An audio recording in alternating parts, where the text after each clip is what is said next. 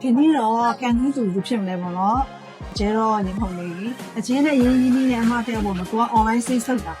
သူ့မှာရှိနေဝန်ထမ်းတယောက်လေးပေါ့နော်ဝန်ထမ်းကကြတော့သူ့စမလို့တာ9နှစ်ရှိနေပြီတဲ့ပြီးတော့ဒီမလေးကကျိုးနေကျိုးသားတယ်ယူလဲယူသားတယ်အလုပ်လည်းရမ်းဟိုအကုန်လုံးပြောင်းတယ်ပေါ့နော်အဲ့အတွက်ကြောင့်မလို့သူကနေပြီးတော့မှအဲ့ဝန်ထမ်းလေးအတွက်ပေါ့နော်9နှစ်ပြည့်ဒါလည်းလက်ဆောင်ပေးနေတာပေါ့နော်သူကစချင်ချင်း online လာမေးတယ်နောက်မှကျသူကိုယ်တိုင်စိုင်ထဲကိုရောက်လာပြီးတော့မှသူလာရွေးတယ်ပေါ့နော်အဲ့ဝန်ထမ်းအကြိုက်ပေါ့နော်ဒီဟန်ချင်းလေးရယ်ဒီဆွဲကြိုးလေးရယ်ဒီငကက်လေးရယ်ပေါ့နော်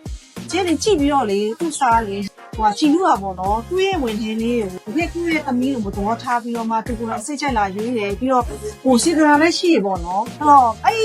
ဝန်ထမ်းလေးစားကတော့ဝင်လာတယ်ကြည်လက်ကြည်ဘူးတွေပေါ့နော်တကယ်ကြီးပေါ့နော်ကိုချစ်တဲ့လူတွေကိုဟိုလက်ဆိုင်လို့ချင်တာပြည့်တယ်လို့မို့ဆောက်လိုက်လို့ချင်တာပြည့်တယ်ဟာကျဲလို့လည်းကြီးနာဆိုင်ကိုလာရောက်ဝေလာပြီးကိုဖိတ်ခေါ်ပါရရှင်အားလုံးလည်းကျေးဇူးတင်ပါတယ်ဘိုင်ဘိုင်